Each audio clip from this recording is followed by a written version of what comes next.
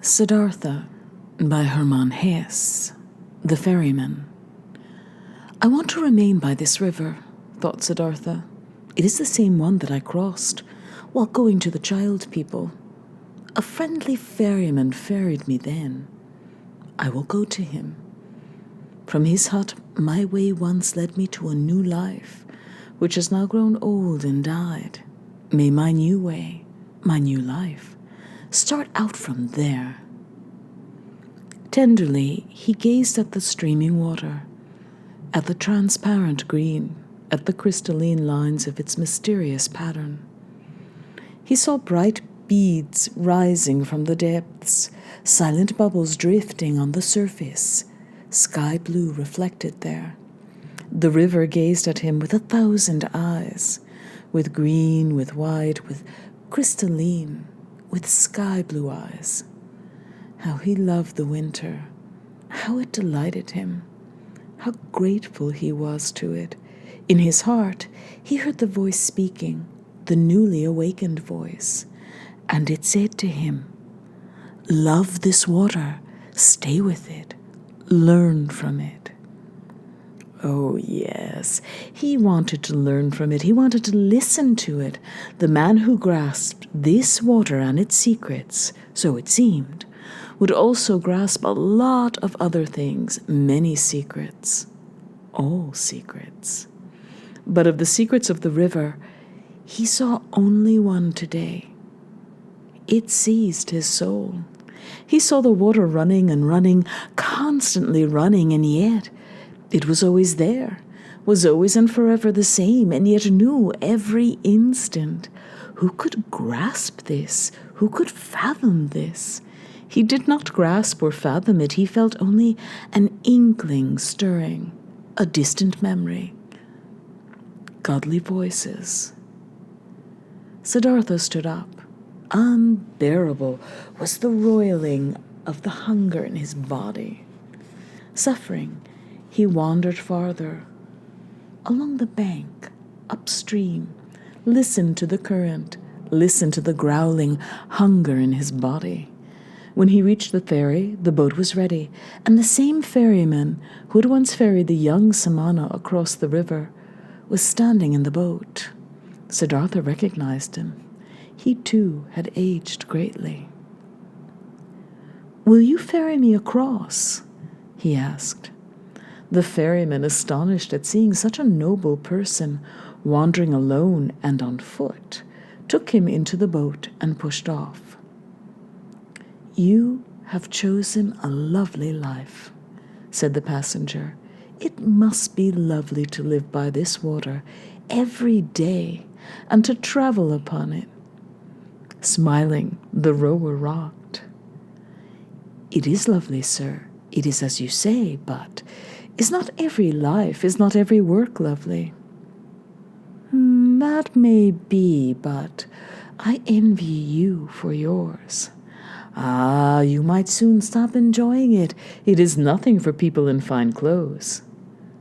Siddhartha laughed. "I have already been eyed once today, because of my clothes, eyed with distrust. Ferryman, would you not like to accept these clothes, which are a burden to me, for you must know, I have no money to pay you for the fare." "You are joking, sir." The ferryman laughed. "I am not joking, my friend. Listen, you once ferried me across this water for charity's sake, so do it again today and take my clothes as your fare." "And do you wish to travel on without clothes, sir?" "Ah, I would rather not travel farther at all. I would rather you gave me an old apron, ferryman, and kept me on as your assistant, or more precisely, as your apprentice. For first, I must learn how to handle the boat." For a long time, the ferryman gazed at the stranger, seeking. "Now I recognize you," he finally said. "You once slept in my hut. That was long ago. It must have been more than 20 years ago. And I ferried you across the river, and we said goodbye as good friends. Were you not a samana? I no longer remember your name. My name is Siddhartha, and I was a samana when you last saw me. Then welcome, Siddhartha. My name is Vasudeva. You will, I hope, be my guest again today, and sleep in my hut, and tell me where you come from, and why your lovely clothes are such a burden to you. They had reached the middle of the river, and Vasudeva rowed harder to buck the current. He labored calmly, with powerful arms, his eyes on the tip of the boat. Siddhartha sat and watched him, and remembered that once, on that last day of his samana period, love for this man had stirred in his heart. Gratefully, he accepted Vasudeva's invitation.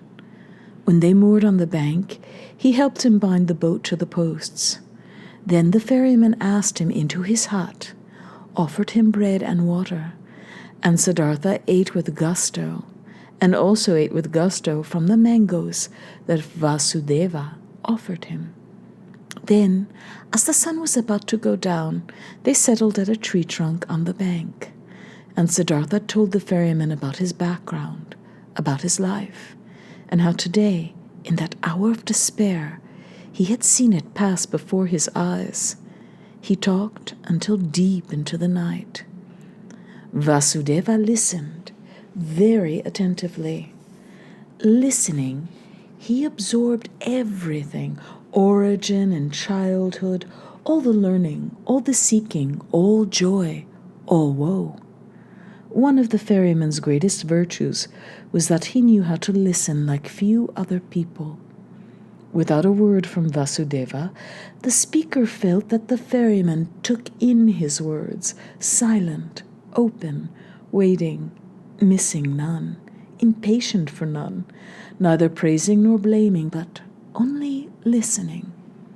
Siddhartha felt what happiness it is to unburden himself to such a listener, to sink his own life into this listener's heart, his own seeking, his own suffering.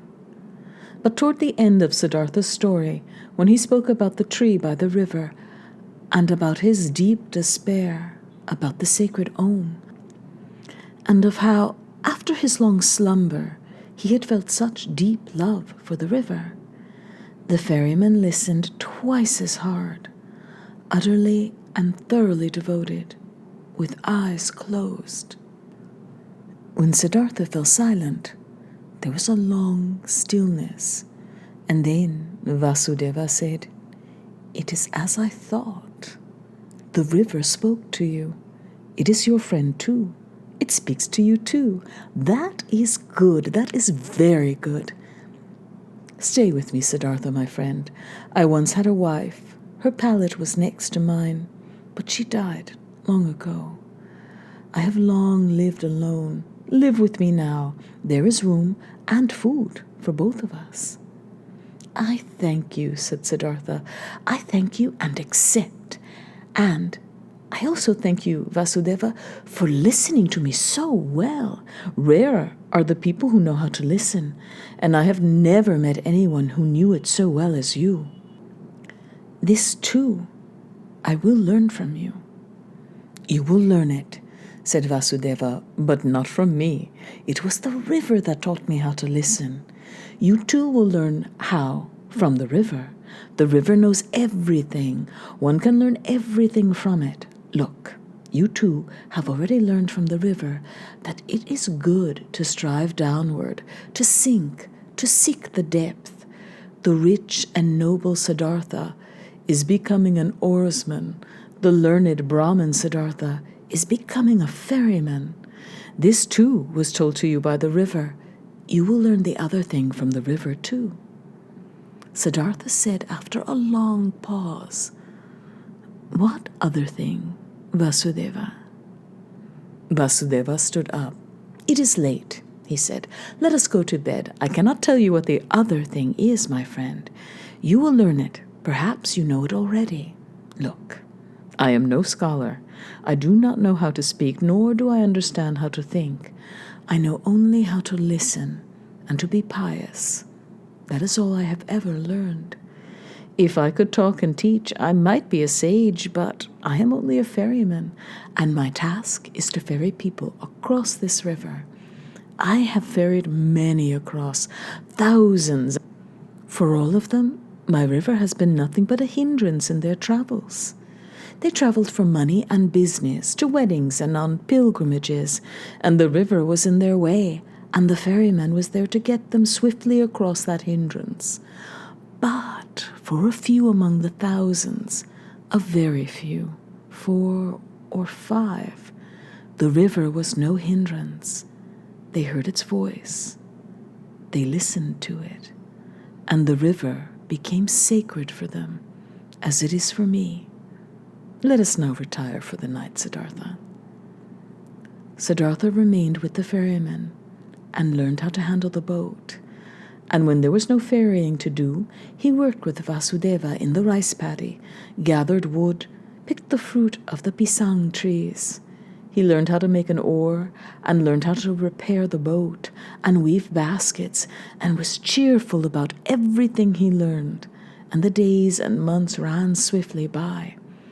But more than Vasudeva could teach him, the river taught him. He learned incessantly from the river.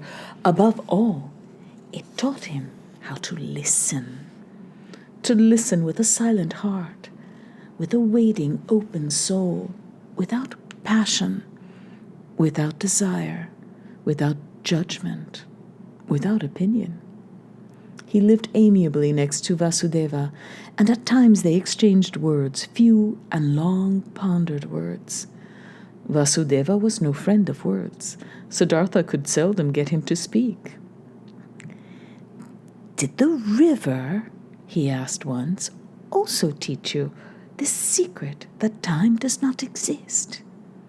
Vasudeva's face lit up with a bright smile. "Yes, Siddhartha," he said. "Is this what you mean, that the river is everywhere at once, at its source and at its mouth, at the waterfall, at the ferry, at the rapids, in the sea, in the mountains, everywhere at once, and only the present exists for it, and not the shadow of the future?" "That is it," said Siddhartha. "And when I learned that, I looked at my life, and it was also a river.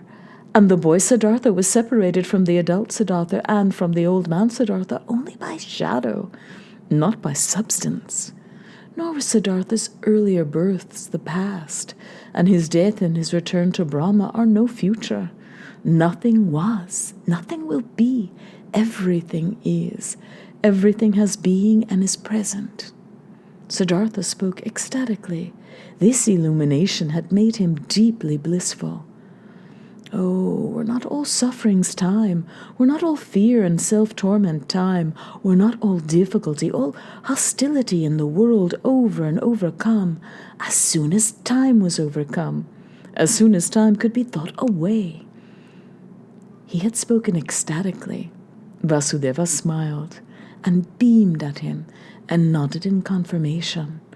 He nodded silently, ran his hand over Siddhartha's shoulder, and went back to his work. And once again, when the river swelled in the rainy season and was roaring mightily, Siddhartha said, "Is it not true, O friend, that the river has many voices, very many voices? Does it not have the voice of a king, and of a warrior, and of a bull, and of a night bird, and of a woman giving birth, and of a sighing man, and 1,000 other voices?" "It is so," nodded Vasudeva. "The voices of all creatures are in its voice." "And do you know," Siddhartha went on, "what word it speaks when you succeed in hearing all its 10,000 voices at once?" Vasudeva laughed happily. He leaned over to Siddhartha and spoke the sacred Om into his ear. And that was indeed what Siddhartha had heard. And little by little, his smile grew more similar to the ferryman's, became almost as radiant, almost as blissful, likewise shining from 1,000 tiny creases, likewise a youngster's, likewise an oldster's. Many travelers who saw the two ferrymen thought they were brothers. On many evenings they sat together at the tree trunk by the bank, silently listening to the water, which was no water for them, but the voice of life, the voice of being, the voice of eternal becoming. And there were both moments when both, while hearing the river, thought of the same things, of a conversation from 2 days ago, of one of their passengers whose face and fate occupied their minds, of death, of their childhoods, and both of them in the same moment when the river had said something good to them, looked at each other, both thinking the exact same thoughts, both blissful at this same answer to the same question. Something emanated from the ferry and from the two ferrymen, something that some of the travelers sensed. Sometimes a traveler, after peering into the face of one ferryman, began to tell his life story, his suffering, confessed evil, requested comfort and advice. Sometimes a traveler asked for permission to spend an evening with them in order to listen to the river. And sometimes curious people would come, having been told that 2 sages or wizards or saints lived by this ferry. The curious asked many questions, but they received no answers, and they found neither wizards nor sages. They found only 2 old, friendly mannequins who seemed to be mute and somewhat strange and stupid. And the curious laughed and conversed about how foolishly and gullibly the populace spread such empty rumors. The years flowed away, and no one counted them. Then one day, some monks came pilgriming, followers of Gautama the Buddha, and they asked to be ferried across the river. And from them the ferrymen learned that they were hurrying back to their great teacher, for the news was spreading that the Sublime One was mortally ill and would soon die his final human death in order to pass into redemption. Not long after that, a new group of monks came pilgriming, and then another group, and both the monks and most of the other travelers and wanderers spoke of nothing but Gautama and his coming death. And just as people stream from everywhere and every place to a military expedition or to a royal coronation and gather in groups like ants, so too they streamed, as if drawn by magic, to where the great Buddha was awaiting his death, where the dreadful event was to occur, and the great perfect man of an aeon was to pass into glory. During this period, Siddhartha thought a great deal about the dying sage, the great teacher, whose voice had admonished nations and awoken hundreds of thousands of people, whose voice he too had once heard, whose sacred face he too had once viewed with reverence. He thought about him lovingly, saw his path of perfection before his eyes, and smiled as he recalled the words that he, the young Siddhartha, had once addressed to him, the Sublime One. His words, it struck him, had been proud and precocious. He smiled as he recalled them. He knew long since that he was no longer separated from Gautama, whose teaching he had been unable to accept. No, a true seeker could accept no teaching if he truly wished to find, but the man who had found could approve of every single teaching, every way, every goal. Nothing separated him any longer from all the 1,000 others who lived in the eternal, who breathed the divine. On one of these days when so many were pilgriming to the dying Buddha, Kamala also pilgrimed to him. She, once the most beautiful of courtesans. She had long since withdrawn from her earlier life, had given her garden to Gautama's monks, had taken refuge in the teaching, was one of the female friends and benefactresses of the pilgrims. Upon hearing the news of Gautama's coming death, she, together with the boy Siddhartha, her son, had set out on foot, in simple clothes. She was traveling along the river with her little son. But the boy soon grew tired. He wanted to go home. He wanted to rest, wanted to eat, grew sulky and whiny. Kamala had to rest with him often. He was used to getting his way with her. She had to feed him, had to comfort him, had to scold him.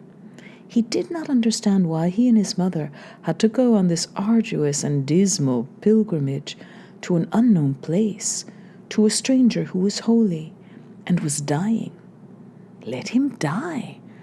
How did it concern the boy? The pilgrims were not far from Vasudeva's ferry when little Siddhartha once again made his mother rest. She too, Kamala, was tired, and while the boy chewed on a banana, she squatted on the ground, closed her eyes a bit, and rested. But suddenly she uttered a lamenting shriek. The boy looked at her, shocked, and saw that her face was pale with horror, and from under her dress slipped a black snake that had bitten Kamala. They both now hurried in order to find people, and they approached the ferry. There Kamala collapsed, unable to go on. The boy let out a pitiful cry while kissing and hugging his mother, and she too joined in his loud cries for help, until the sounds reached Vasudeva's ears as he stood by the ferry. Quickly he came, took the woman in his arms, carried her to the boat. The boy ran along, and soon they all came to the hut, where Siddhartha stood at the hearth, lighting a fire. He looked up and saw first the boy's face, which strangely stirred his memory, recalled forgotten things. Then he saw Kamala, whom he instantly recognized, though she lay unconscious in the ferryman's arms, and now he knew that this was his own son, whose face had stirred such deep memories, and Siddhartha's heart beat in his breast. Kamala's wound was washed, but was already black, and her body was swollen. A healing potion was served to her. She awoke. She lay on Siddhartha's pallet in the hut, and Siddhartha, who once had loved her so, now stood leaning over her. It seemed to her like a dream. She smiled as she looked into the face of her friend. Only slowly did she realize where she was, remember the bite. She then called anxiously for the boy. "He is here. Do not worry." Kamala looked into his eyes. She spoke with a heavy tongue, paralyzed by the poison. "You have grown old, my dear," she said. "You have grown gray, but you resemble the young Samana who once came into my garden without clothes and with dusty feet. You resemble him far more than you did when you left me and Kamaswami. Your eyes resemble his, Siddhartha. I too have grown old. Did you recognize me all the same?" Siddhartha smiled. "I recognized you immediately, Kamala, my dear." Kamala nodded toward her boy and said, "Did you recognize him too? He is your son." Her eyes grew confused and they closed. The boy wept. Siddhartha took him on his lap, let him weep, caressed his hair, and as he looked at the boy's face, he thought of a Brahmin prayer he had once learned when he himself had been a little boy. Slowly, in a sing-song voice, he began to recite it. From his past and his childhood, the words came flowing to him, and under his sing-song, the boy grew calm, sobbed a little now and then, and fell asleep. Siddhartha put him on Vasudeva's pallet. Vasudeva stood at the hearth, cooking rice. Siddhartha glanced at him, and Vasudeva smiled back. "She is dying," said Siddhartha softly. Vasudeva nodded. The fiery glow from the hearth ran over his friendly face. Once again, Kamala awoke. Pain twisted her face. Siddhartha's eyes read the suffering on her lips, on her pale cheeks. He read it, silently, attentive, waiting, absorbed in her suffering. Kamala felt it. Her gaze sought his eyes. Looking at him, she said, "Now I see that your eyes have also changed. They are quite different now. So by what do I recognize you still as Siddhartha? You are Siddhartha and are not." Siddhartha said nothing. His eyes gazed silently into hers. "You have attained it?" she asked. "You have found peace?" He smiled and placed his hand on hers. "I see it," she said. "I see it. I too will find peace." "You have found it," whispered Siddhartha. Kamala gazed steadily into his eyes.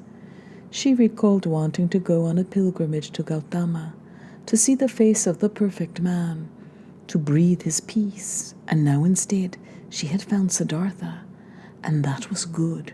It was just as good as if she had seen the other. She wanted to tell him, but her tongue no longer obeyed her will. Silently she looked at him, and he saw the light fading in her eyes. When the final pain filled her eyes and broke, when the final shudder ran through her limbs, his finger closed her lids. He sat and sat, gazing at her lifeless face. He gazed and gazed at her lips, her old, tired, pinched lips, and he remembered that once, in the spring of his lifetime, he had likened those lips to a freshly broken fig. He sat and sat, studying the pale face, the weary creases. He filled up with the sight, saw his own face lying like that, just as white, just as faded, and also saw his face and hers, young, with red lips, with burning eyes, and the feeling of the present and the simultaneity permeated him fully, the feeling of eternity. In this hour, he felt deeply, more deeply than ever, the indestructibility of every life, the eternity of every instant. When he rose, Vasudeva had prepared rice for him, but Siddhartha did not eat. In the stable, where their goat was, the two old men arranged a litter, and Vasudeva went to bed, but Siddhartha went out and sat in front of the hut all night, listening to the river, awash with the past, touched and enfolded by all the times of his life at once. Sometimes he stood up, walked to the door of the hut, and listened to see if the boy was asleep. Early in the morning, before the sun was visible, Vasudeva came from the stable and went to his friend. "You have not slept?" he said. "No, Vasudeva. I sat here. I listened to the river. It told me a lot. It filled me deeply with the salutary thought, with the thought of the oneness." "You have experienced sorrow, Siddhartha, but I see that no sadness has entered your heart." "No, dear friend. Why should I be sad? I, who was rich and happy, have now become even richer and happier. I have been given my son." "Your son is welcome to me too. But now, Siddhartha, let us get to work. There is a lot to do. Kamala has died on the same pallet where once my wife died. Let us also build Kamala's funeral pyre on the same hill where once I built my wife's funeral pyre." While the boy slept on, they built the pyre.